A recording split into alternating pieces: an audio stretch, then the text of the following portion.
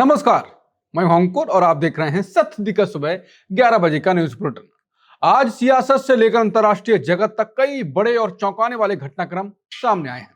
America Iran जंग में मध्यस्थ बने पाकिस्तान ने भारत को युद्ध की धमकी दी है। वहीं अमेरिका और ईरान के बीच तनाव कम होने की उम्मीद जगी है। इसके अलावा राम मंदिर दान विवाद पर विपक्ष के आरोपों और कोलकाता में सड़क का नाम बदलने पर मचे बवाल और थरूर के मोदी प्रेम पर कांग्रेस में मचे हंगामे तक बुलेटिन में सारी खबरें हैं। इसके अलावा भी हैं जरूरी खबरें, लेकिन उससे पहले सत्य हिंदी के ऐप को लेकर एक सूचना भी। आज के दौर में जब हर तरफ शोर और सच्ची खबरें ढूंढना मुश्किल हो गया है, तब आपको सत्य हिंदी ऐप पर मिलेंगी सिर्फ खबरें, कड़े सवाल और गहरी पड़ताल। आप हमारे ये बुलेटिन भी सत्य हिंदी के ऐप पर देख सकते हैं।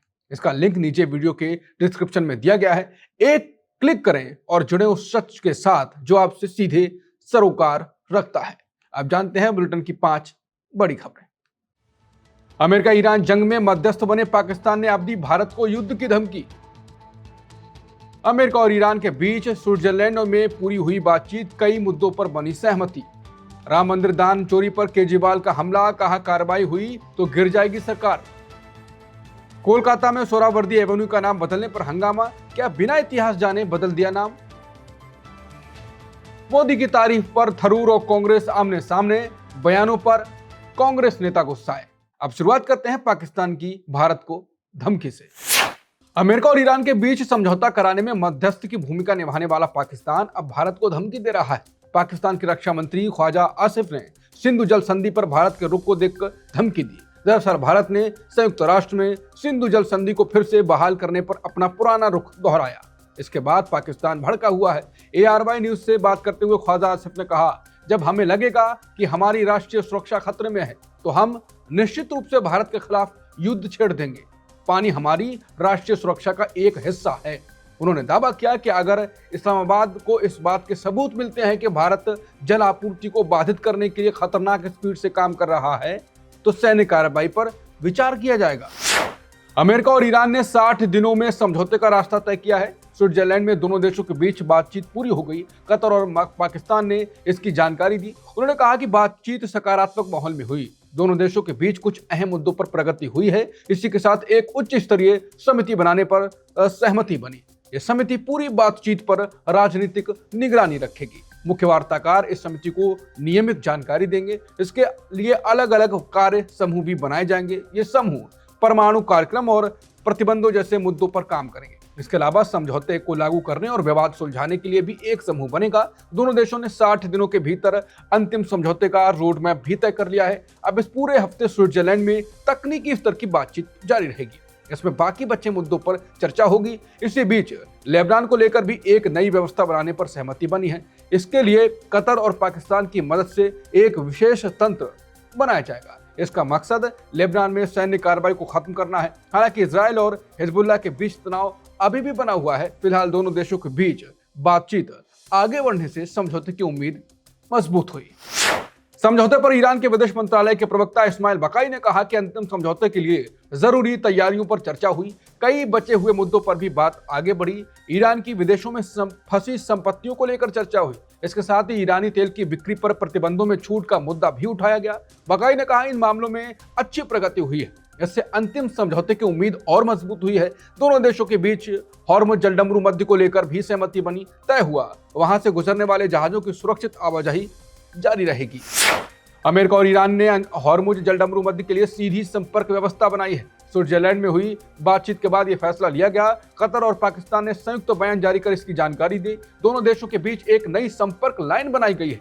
इसका मकसद किसी गलतफहमी और टकराव से बचना है। अगले 60 दिनों तक इस व्यवस्था के जरिए बातचीत जारी रहेगी। साथ ही व्यापारिक जहाजों की सुरक्षित आवाजाही सुनिश्चित की जाएगी। समझौते के बाद ईरान पूरी कोशिश करेगा कि जहाज बिना किसी शुल्क के गुजरे। दरअसल हॉर्मुज जलडमरू मध्य लंबे समय से ईरान के लिए बड़ा दबाव का हथियार रहा। शनिवार को ईरानी सेना ने इसे बंद करने की चेतावनी दी थी। ईरान का कहना था कि अगर इजराइल लेबनान में हमले नहीं रोकता और अमेरिका समझौता लागू नहीं करता तो यह कदम उठाया जा सकता है। इसी बीच ट्रंप ने भी बड़ा बयान दिया था। उन्होंने कहा था कि जरूरत पड़ी तो अमेरिका हॉर्मुज पर नियंत्रण कर सकता है। ट्रंप के इस बयान से बातचीत पटरी से उतरने के करीब पहुंच गई थी, लेकिन आखिरकार दोनों पक्ष किसी तरह सहमति बनाने में सफल रहे। राम मंदिर दान चोरी मामले को लेकर विपक्षी नेता बीजेपी पर हमला बना है। साथ ही मंदिर कमेटी की विश्वसनीयता पर भी सवाल खड़े किए गए हैं। अब आम आदमी पार्टी प्रमुख अरविंद केजरीवाल ने सवाल उठाते हुए कहा कि अयोध्या के राम मंदिर में करोड़ों हिंदुओं की आस्था है, उसी राम मंदिर से करोड़ों रुपए के चंदे की चोरी हो गई, लेकिन एक भी एफआईआर दर्ज नहीं हुई। उन्होंने कहा इसमें बहुत बड़े बड़े नाम शामिल हैं, अगर कार्रवाई हुई तो सरकार भी गिर सकती है। केजरीवाल ने सवाल किया कि आखिरकार सरकार किसे बचा रही है, इस पाप में शामिल हो लोग कितने बड़े क्यों ना हो, उन्हें सीधे जेल में डालो। करोड़ों लोगों की आस्था की रक्षा जरूरी है। वहीं समाजवादी पार्टी ने राम मंदिर दान और पत्थर चोरी विवाद को लेकर गंभीर चिंता भी जताई है। पार्टी का कहना है कि केवल चोरी का मामला नहीं बल्कि करोड़ों श्रद्धालुओं की आस्था से जुड़ा विषय है। वहीं विश्व हिंदू परिषद यानी विहिप ने शुक्रवार को कहा कि श्रद्धालुओं द्वारा मंदिरों में चढ़ाए गए धन को चंदा बताना हिंदुओं की भावनाओं का अपमान है। विहिप ने अयोध्या के राम मंदिर में धनराशि की चोरी के यानी कि दान राशि की चोरी के आरोप लगाने वालों के खिलाफ कार्रवाई की मांग की।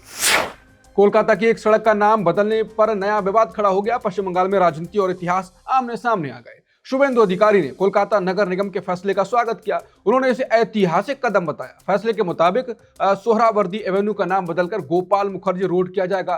गोपाल मुखर्जी को लोग गोपाल पाठक के नाम से भी जानते हैं। शुभेंदु अधिकारी ने कहा इससे ऐतिहासिक गलती सुधरेगी। उन्होंने दावा किया कि सड़क का नाम उस व्यक्ति पर था जो 1946 की हिंसा से जुड़ा था, लेकिन इसके बाद नया विवाद शुरू हो गया। टीएमसी नेताओं ने कहा यह सड़क हुसैन शाहिद सोहरावर्दी के नाम पर नहीं थी। उनका कहना है कि सड़क का नाम उनके चाचा हसन सोहरावर्दी के नाम पर रखा गया था। हसन सोहरावर्दी एक प्रसिद्ध सर्जन और शिक्षाविद थे। वो कोलकाता विश्वविद्यालय के पहले मुस्लिम कुलपति भी रहे थे। इतिहास के रिकॉर्ड बताते हैं कि 1933 में उनके सम्मान में सड़क का नाम रखा गया था। टीएमसी नेता साकेत गोखले ने कहा गलत व्यक्ति की को निशाना बनाया जा रहा है। वहीं कुणाल घोष ने भी रिकॉर्ड जांचने की मांग की। पवन खेड़ा ने शुभेंदु अधिकारी पर तंज कसा। उन्होंने कहा यह है पश्चिम बंगाल के मुख्यमंत्री, ये और इनकी पूरी सरकार पश्चिम बंगाल का प्रतिनिधित्व करने का दावा करती है, लेकिन ये हसन शाहिद सोहरावर्दी और हुसैन सोहरावर्दी में ही फर्क नहीं समझ पाए।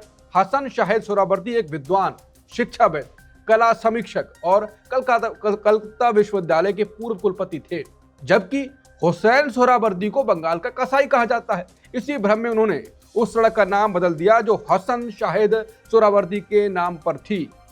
उन्होंने कहा शुभेंदु दा आपने ये क्या कर दिया। बुलेटिन में खबरें और भी हैं, आगे देखिए। थरूर के कश्मीर बयान पर कांग्रेस में बढ़ा विवाद। शिंदे का दावा ऑपरेशन टाइगर सफल रहा। ठाकरे बोले मैं पहले भी ऐसे संकटों का सामना कर चुका हूं। और ब्रिटेन के पीएम पर बढ़ा दबाव, इस्तीफे की अटकलें हुई तेज।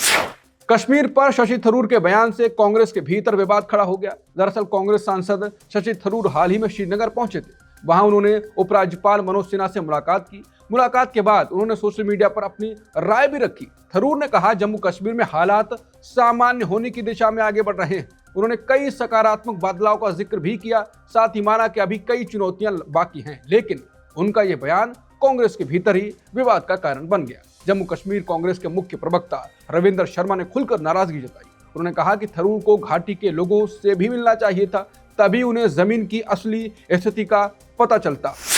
शशि थरूर के एक और बयान से पार्टी में विवाद बढ़ा हुआ है। यह विवाद मोदी की तारीफ को लेकर शुरू हुआ। शशि थरूर ने भारतीय नाविकों की सुरक्षा के मुद्दे पर पीएम मोदी के रुख की तारीफ की थी। थरूर ने कहा था कि प्रधानमंत्री ने इस मामले को मजबूती से उठाया। उन्होंने ये भी कहा कि युद्ध के बीच काम कर रहे नागरिक नाविकों को निशाना नहीं बनाया जाना चाहिए, लेकिन थरूर का यह बयान फिर पार्टी लाइन से अलग था और कांग्रेस के कुछ नेताओं को पसंद नहीं आया। पार्टी के संचार विभाग के प्रमुख पवन खेड़ा ने उन पर तीखा तंज कसा। पवन खेड़ा ने कहा कि थरूर की मोदी के प्रति प्रशंसा अब हद पार कर चुकी है। ऐसा लगता है कि वो मोदी जी की उन बातों को भी सुन लेते हैं जो उन्होंने कही ही नहीं। उन्होंने व्यंग करते हुए उन्हें महामानव मोदी का भक्त तक कह दिया। उनके इस बयान से पार्टी में थरूर के खिलाफ विवाद खुलकर सामने आ गया। इसके बाद सोशल मीडिया पर कहा जा रहा है कि लगता है थरूर की उल्टी गिनती शुरू हो गई है। अब कांग्रेस पार्टी उनकी मोदी भक्ति को सहन करने को तैयार नहीं है। ऑपरेशन टाइगर सफल रहा, यह दावा खुद एकनाथ शिंदे ने किया है। इसके साथ ही उद्धव ठाकरे की शिवसेना यूबीटी को बड़ा झटका लगा। पार्टी के 6 सांसद अब शिंदे के साथ जाने को तैयार हैं। इनमें से 2 सांसदों ने खुलकर अपना फैसला भी बता दिया है। हिंगोली के सांसद नागेश पाटिल अष्टीकर ने कहा उनके क्षेत्र को विकास के लिए पर्याप्त फंड नहीं मिल रहा था। उन्होंने ये भी कहा कि पार्टी के कुछ नेताओं ने उनके बारे में अपमानजनक बातें कही। इसके बाद उन्होंने ये फैसला लिया। धाराशिव के सांसद ओम राजे निम्बालकर ने भी शिंदे गुट में जाने की बात कही। दोनों नेताओं का कहना है कि वो 18 जून तक किसी फैसले पर नहीं पहुंचे थे, लेकिन बाद में हालात बदल गए। सूत्रों के मुताबिक 6 सांसदों ने अलग समूह बनाने वाले पत्र पर हस्ताक्षर कर दिए। बताया जा रहा है कि उन्होंने लोकसभा अध्यक्ष ओम बिरला से भी मुलाकात की है। अब इन सांसदों के शिंदे की शिवसेना में शामिल होने का रास्ता लगभग साफ माना जा रहा है। रविवार शाम जब एकनाथ शिंदे ने इस बारे में उनसे पूछा गया तो उन्होंने कहा जो लोग उन्हें जानते हैं वो जानते हैं कि वो कोई ऑपरेशन अधूरा नहीं छोड़ते। उनके साथ मौजूद मुख्यमंत्री देवेंद्र फडणवीस ने भी कहा ऑपरेशन टाइगर सफल रहा। उधर उद्धव ठाकरे ने बीजेपी पर सीधा हमला बोला है। मुंबई की सभा में उन्होंने कहा कांग्रेस में सालों तक लड़ाई रही कांग्रेस से, लेकिन कांग्रेस ने कभी उनकी पार्टी तोड़ने की कोशिश नहीं की। उन्होंने कहा यह बीजेपी का पाप है। अब उद्धव ठाकरे 26 से 29 जून के बीच महाराष्ट्र के कई इलाकों का दौरा करेंगे। इनमें उन सांसदों के क्षेत्र भी शामिल हैं जो उनसे दूरी बना रहे हैं। लोकसभा में अब सिर्फ 3 सांसदों के साथ बचे उद्धव ठाकरे ने मुश्किल हालात में भी हिम्मत नहीं हारी है। उद्धव ठाकरे ने पत्रकारों से कहा मैं पहले भी ऐसे संकटों का सामना कर चुका हूं, इससे मैं नहीं हिला हूं। आप लोग इसका जवाब चुनाव में दीजिए, जनता से उन्होंने कहा।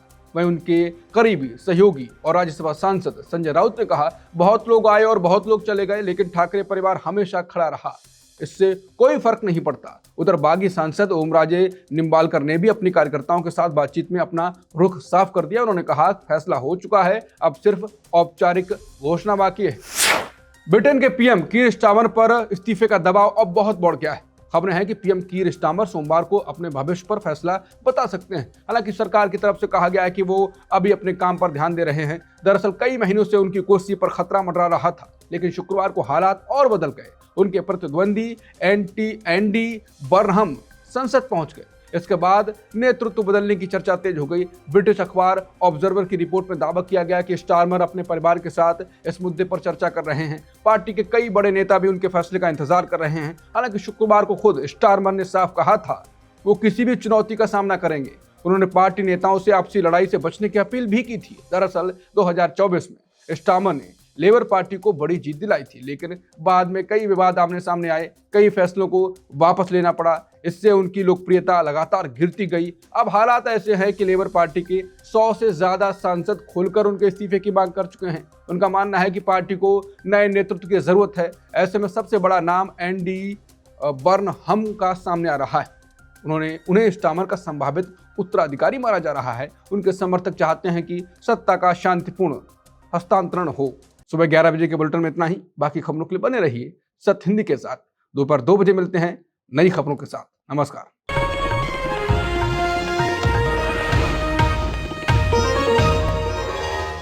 Copyright disclaimer under Section 107 of the Copyright Act 1976. Allowance is made for fair use for purposes such as criticism, comment, news reporting, scholarship, and research.